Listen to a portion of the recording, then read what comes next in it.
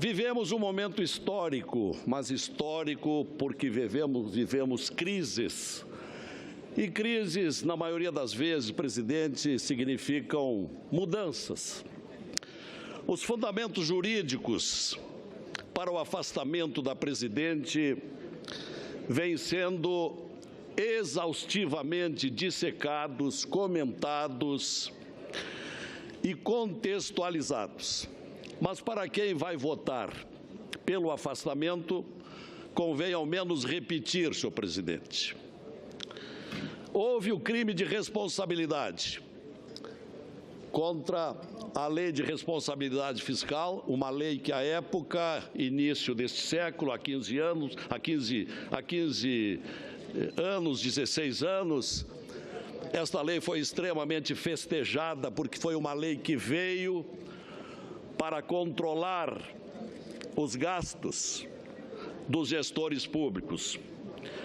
Mas a presidente da República cometeu o crime de responsabilidade porque atropelou a lei de responsabilidade. Ao transferir recursos dos bancos oficiais para o Tesouro que já estava exaurido por seus gastos. E cometeu também outra infração ao emitir créditos suplementares, porque havia gasto demais. Foi o governo da gastança, emitiu créditos suplementares sem autorização legislativa e ultrapassou a meta fiscal. Ora, o que querem mais? Infrações nítidas. Foram crimes políticos administrativos, como bem acentuou em seu magnífico relatório o eminente senador Antônio Anastasia. Crimes políticos administrativos, não contra o Código Penal, porque insinuam alguns. Crimes político-administrativos.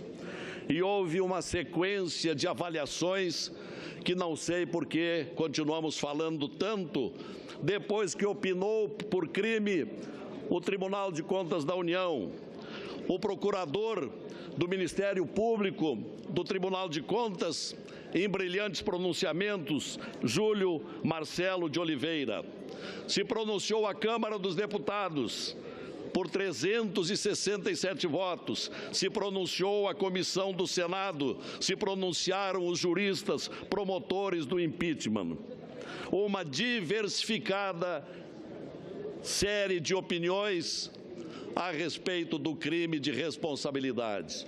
Portanto, temos fundamento, senhores senadores, para o afastamento da presidente da República e logo lá adiante o provável impeachment.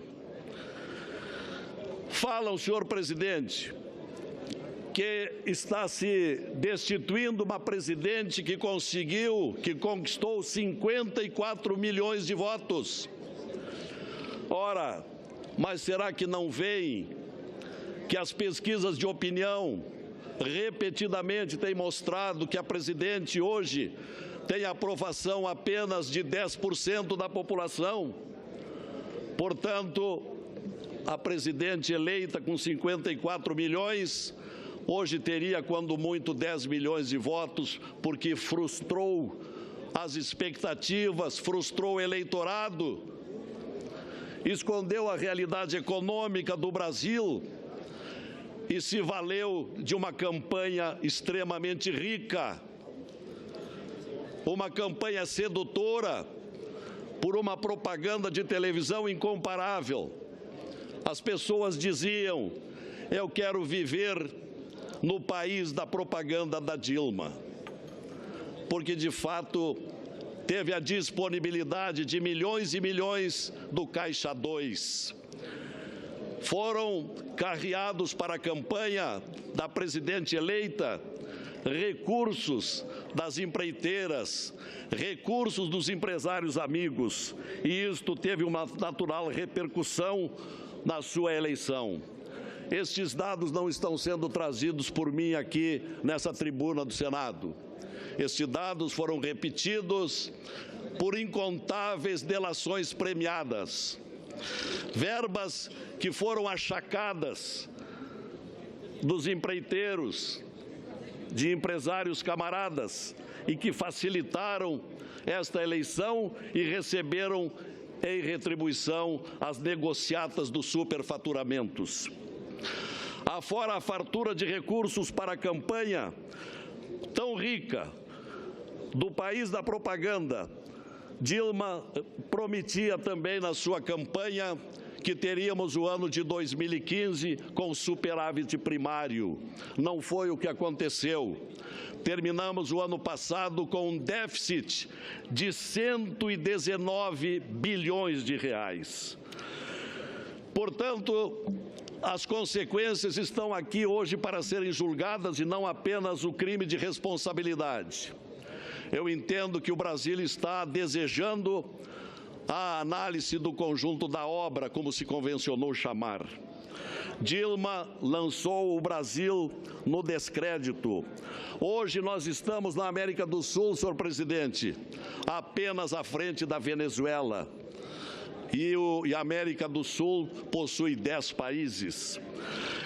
Sofremos o rebaixamento do crédito, sofremos o desprestígio internacional, sofremos um desemprego que no momento é de 11 milhões de brasileiros, mas com tendência de ainda aumentar muito. Temos a inflação, temos empresas fechando todos os dias, temos o Brasil do PIB abaixo de zero. Portanto, afora os fundamentos jurídicos para a admissibilidade, ao qual vou aderir e encampar por inteiro o brilhante relatório do senador Anastasia. Sobram razões, senhor presidente, sobram razões de cunho político para o exame que estamos fazendo. No governo Dilma, aliada ao governo Lula, tivemos a ruína da Petrobras, que se fosse uma empresa privada hoje estaria falida. Dilma era presidente do Conselho de Administração da Petrobras. Será que não viu o que estavam fazendo? Será que nunca perguntou ao seu criador quem eram aqueles diretores que negociavam o tempo todo superfaturamentos na Petrobras? Aquele grupo delinquente de Paulo Roberto Costa, Pedro Barusco, Nestor Cerveró, Renato Duque, Vacari Neto, o tesoureiro do PT, que seguia a mesma linha de Delúbio Soares, também tesoureiro do PT, no período do Mensalão. Houve também José Carlos Bonlai, aquele do Banco Chaim e os navios sonda com as verbas do PT. Nada disso foi visto, foi enfrentado publicamente, ao menos publicamente, pela Presidente da República. Dilma não viu o superfaturamento na refinaria Abreu e Lima de Pernambuco. Não viu o superfaturamento no complexo petroquímico do Rio de Janeiro e em Angras 3. Não viu o superfaturamento na usina de Belo Monte, no Pará. Concordou com a absurda compra da obsoleta refinaria de Pasadena, do Texas. E sobre tudo isto, não fosse a intervenção do Sérgio Moro, juiz de Curitiba, para trazer a público todas essas verdades depois das investigações da Polícia Federal na Operação Lava Jato. E digo entre parênteses, tomara que o novo governo que está por assumir amanhã ou depois não ameace de qualquer interferência o trabalho brilhante da Polícia Federal, do Ministério Público Federal, e que continuemos festejando o corajoso trabalho do juiz Sérgio Moro na Operação Lava Jato. Hoje é patrimônio do Brasil esta operação. Não pode ser truncada, precisa ser levada às últimas consequências e nós aqui no Senado deveremos estar vigilantes para que não haja nada contra esta operação tão importante para a transparência do Brasil daqui para diante. Senhores senadores, Dilma aniquilou a economia nacional. A presidente Dilma hoje não tem credibilidade, não tem apoios do Congresso Nacional, não tem planos, só coleciona déficits e ainda há quem queira a sua continuação. Ora, só se for para sepultar o país na decadência. Hoje, o Brasil está esvaído em impostos, juros altos, desempregos e sem investimentos. Disse com razão que Dilma não roubou, mas negligenciou contra aqueles que roubavam. Seus vínculos são comprometedores, seus vínculos conspiram. Guido Mantega, o seu ministro da Fazenda, sofreu condução coercitiva na semana passada. Seu líder no Senado, Delcídio Amaral, ontem aqui teve o seu mandato cassado, porque surpreendeu o Brasil há poucos meses, quando conversava numa gravação de Bernardo Severo, que tentava promover a fuga do seu pai para que não falasse, para que não abrisse a boca. Delcídio Amaral sabia de tudo, das falcatruas do governo, e nós aqui convivíamos com ele sem nada desconfiar. Delcídio sabia que Severo conhecia tudo a respeito dos desvios da Petrobras, e ele, Delcídio, líder da presidente Dilma aqui no Senado, deixava implícito, primeiro na gravação e depois na delação premiada, seu profundo envolvimento com os desvios e as propinas. Pergunte-se e repita-se sempre: será que só Dilma não sabia de nada? Repetia Lula do mensalão, mais tarde desmascarado, inclusive por Roberto Jefferson, que dizia há poucos dias, na entrevista do Roda Viva, que se enganou quando, durante o mensalão, entrou na sala de Lula para dizer que ele estava sendo enganado, mas veio a dizer há poucos dias que não tem dúvidas que Lula sabia de tudo. Será que a presidente Dilma não sabia de nada? Lula, o líder maior do partido, do governo, protagonista do encaminhamento de Dilma para a presidência da República. Na semana passada, passou a ser alvo de requerimento do procurador Rodrigo Janot, que assinalou que Lula fora o principal beneficiário do esquema. O Lula agora começa a entrar no radar da Polícia Federal. Lula, o homem das falsas palestras milionárias, mas, na verdade, conhecedor do vasto propinoduto com as empreiteiras, a quem ajudava na colocação de obras de infraestrutura em países semiditatoriais, como Venezuela, Cuba, Bolívia, Moçambique, Angola, entre outros.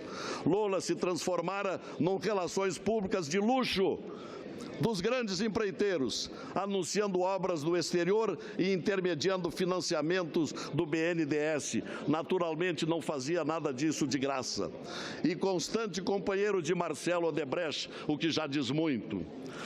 Um grande esquema, muitas interligações, uma sequência de crimes em mais de uma década que não seriam descobertos se não fosse a famosa Operação Lava Jato. Quando foi preso Alberto Youssef, o doleiro que lavava dinheiro dos assaltantes da Petrobras. Hoje, cabe perguntar: quanto custou ao Brasil tantos descaminhos, abusos, desvios e roubos? E nem falamos aqui, por falta de tempo, nas obras e nos estádios da Copa do Mundo. Esperamos, no entanto, senhores senadores, que este evento de hoje, do impeachment, signifique um marco com suas lições, que estejamos vivendo a abertura de uma nova era, de uma era de transparência, de um Brasil mais justo, e que nós, do Senado Federal, cumpramos o nosso papel. Temos muito de responsabilidade com esse novo Brasil que esperamos surja lá adiante. Muito obrigado, senhor presidente.